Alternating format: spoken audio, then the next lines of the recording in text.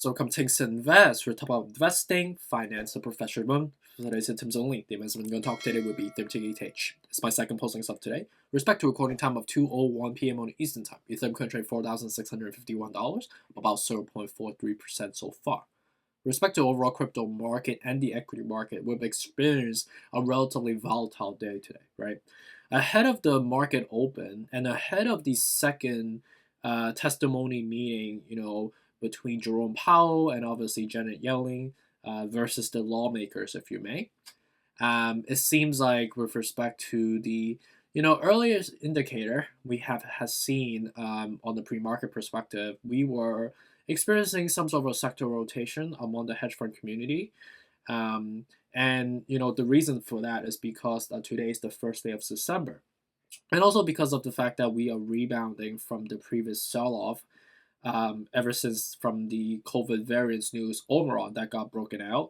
And then subsequent to that, we had like a consecutive days of sell-off up until the Monday, ahead of the obviously the testimony that we've heard yesterday from Jerome Powell, learning about the economic outlook going forward, how he's going to be triangulating between the Omicron affectation versus the asset purchasing or the quantitative tapering timeline going forward.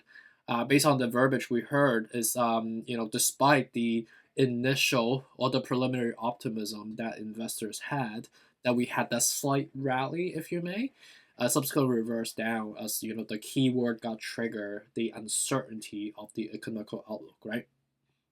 And as we hear today, as during the second meeting between Jerome Powell and Janet Yellen with the lawmaker all over again this morning. On a preliminary perspective, because of the day, today is December 1st, we saw some sector rotation, but also some replenishment of the monetary circulations going back into the market. That on a preliminary perspective in pre-market and also before, obviously the second meeting, went on live stream online on YouTube or on TV, as we heard from specifically from Jerome and the lawmakers.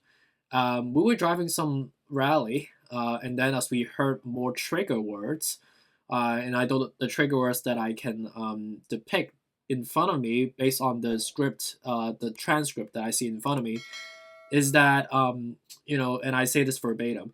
Jerome said that he doesn't expect the Federal Reserve wind down of its asset buying program to be a disruptive event in the financial market. And what he means by is not a disruptive event, is something that is more of a gradual event, right?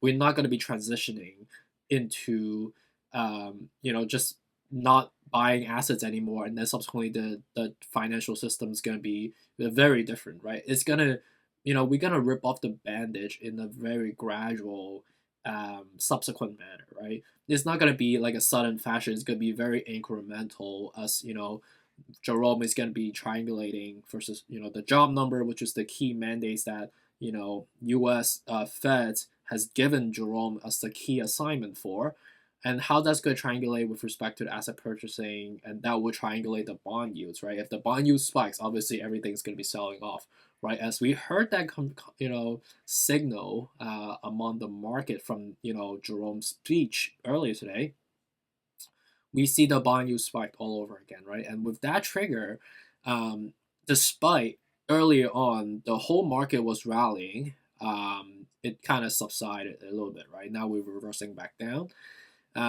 across the entire market, not just specifically for equity, but also for crypto as well. And also another thing that I want to mention, that he said something about the timeline for tapering.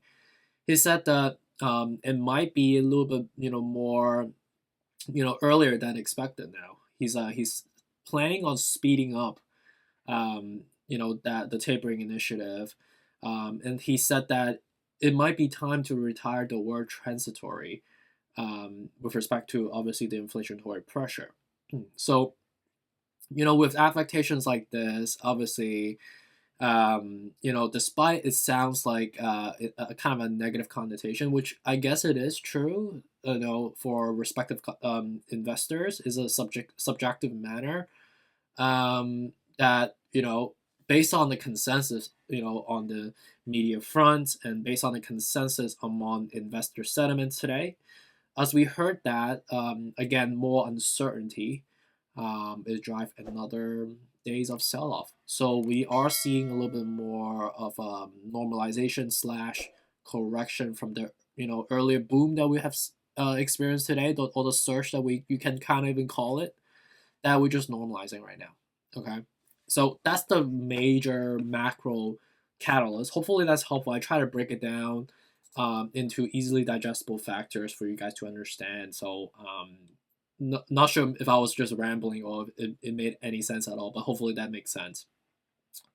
So with respect to some other news that I see here, which are not as substantive, obviously, the key factors was really, from the second meeting or the testimony that we've heard from Jerome today. Some other news that we can also talk about is with respect to this CryptoPunk NFT just sold for $700,000 in Ethereum. And this is like a guy with glasses. He looks kind of like Odell Beckham Jr. in a way, with like, fuzzy hair, with like a purple background. So don't know what that really means. The other one on the Zing about 34 minutes ago, talk about Bored Ape 1154, just sold for 120 Ethereum. So this is a monkey with red hair, and he's shooting laser out of his eyes, wearing a yellow hat, like a sailor hat too. Interesting. For 120 Ethereum today. And the next one is talking about with respect to Market Watch 2 hours ago, talk about Bitcoin rebound from Tuesday low, as Jerome Powell said he doesn't expect tapering to be a disruptive event in financial market. I mean, is again, right? This is something, if you have been following or been observing, we know that inflationary pressure or tapering is not going to be something that is very sudden. So it's not going to be disruptive in a way that we think like, oh, once they trigger the tapering, then it's going to be, everything's going to change. It's not going to be like that sudden, right? It's going to gradually happen, right? It's happening on a monthly basis, right? With respect to asset purchasing. And every time the bond yield spikes is because there's some monetary circulation that's going in and out for the bonds, right? Or the asset purchasing that the Feds are doing, right? So that's something that we'll keep an eye out on. So today was just another media affectation driving some more uncertainty, aka fear mongering among investors. The next one is talking about with respect to Bitcoinist. One of the crypto experts don't really know his name. He doesn't really say his name here on this article, but he says that Ethereum will be one of the world's most productive assets. I believe that's true. I believe there's still a lot of value proposition that Ethereum can build upon.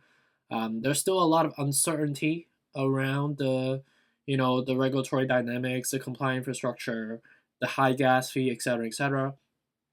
But we are progressing nicely, right? Just within the last half a year, we have already seen so much that has improved over time. From the London fork to EIP 1559, to other initiatives with respect to NFT commercialization as well. So yeah, I would say production-wise, in a productive manner as an asset, yes, I agree with that. But we see on the long-term perspective, I do personally believe in the long-term value proposition. That's why I'm invested in it. So we'll see how that unfolds in front of our eyes going forward. So that's pretty much it on the news front. Let's just dive into the technicals right now. So right now we are at the $4,628, down about 0.07%, reversing back down from the initial spike that we've seen early this morning before the speech, right? And right now we are looking like we try to get to the cup and handle. You could see that we were very close. I would actually give this the benefit of the doubt that we actually got to the rim of the cup. Despite not completely there, we were like basically what? Let's say like $50 away, $100 away. So I actually give it as a benefit of the doubt that we actually got the cup to be formed. So right now reversing back down is not a, not the most nonsensical methodology in terms of that we're going to be experiencing a handle coming up.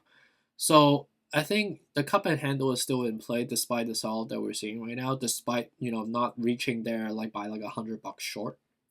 So right now we are still within the bullish momentum of that cross. We are at the higher on the echelon of over, I think 57. I know it's not showing right now, but I think the bullishness is still sustaining despite the negative media affectation that we saw earlier.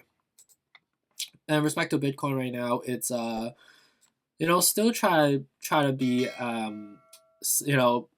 maintain that optimism of being bullish. I think it is, but obviously not as bullish as Ethereum at the moment. We are slowly crossing upward right now with the 46 out of 70.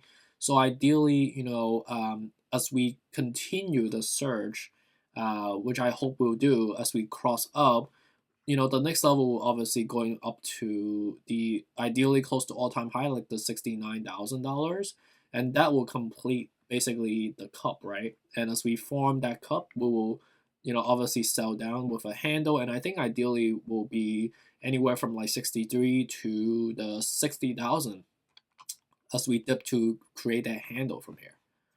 So Dogecoin right now is at 2109, down about 2%. I think ideally anywhere from 21 to like 1950 is still the dip from here. Cardano is at up about 1.11% at the moment.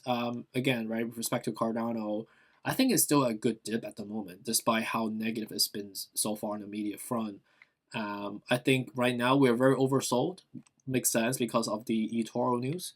So right now the risk versus reward ratio is not terrible, so I would actually, maybe buy a little bit actually. Solana is right now forming a golden cross, so we're gonna see more upward surge going forward.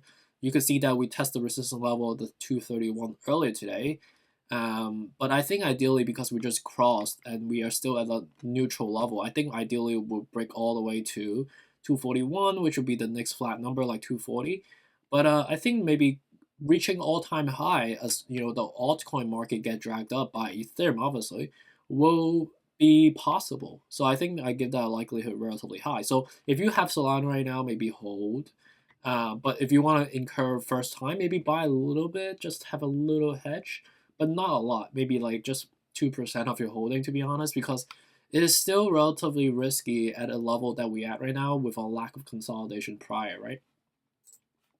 XRP broke $1, so trying to sustain to get to the 101, which we got earlier today. But as we go to 101, we have to go to 110 for us to be in the next level of consolidation, which we didn't get there because of the reversal that we're seeing right now from the Jerome speech. So right now, I think waiting off a little bit for us to come back to 93 would be possible. But I think buying anywhere under $1 is still a good dip because we still oversold, respectively. Polkadot is up down about 4% right now, so anywhere from the 33 to the 25 is still the dip. Algorand's up about 1.96%, up about 8% right now. Did I misspoke? It's currently $1.96 right now, up about 8%. We just formed a golden cross and right now attempting to break to the next level of consolidation, which is about $2, obviously. But it seems like we try to get there. We got there for just like a brief second, for not even like an hour. You could see that we got to 201, 202, and then subsequently sold back down. So, but I think we still have a good shot of actually going up there. I think people just took some profit as we got $2. So, again, Algorand was a good buy when we were at the 160. Like I kept saying, 160 to 152. Shiba Inu is selling off right now, ideally incurring risk at bare minimum at the high 3,000, like the low 3,000 or anywhere mid 3,000.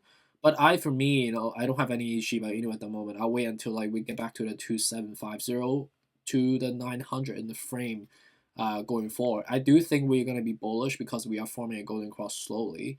At the same time, we are relatively depleted. So Shiba Inu is not a terrible buy at the moment. So with respect to risk management level, these are levels we have identified for the respective charts. We are within some of the territories that we identify for the respective coins here, right? So ultimately, let me know, if there's any specific questions that arises, in the video that we just talked about just now. there's a lot of volatility going on, but I do foresee December to be a green month, holistically. So today might be a good buying opportunity, and I think there were some buying opportunity that we saw a couple days ago, but today was probably just a little bit too much of an overreaction, right? I think we have squeezed a lemon a little bit too much already.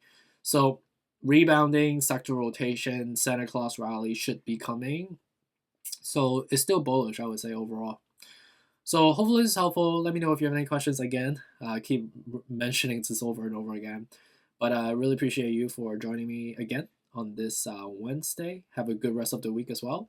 And stay tuned for the club. Take care.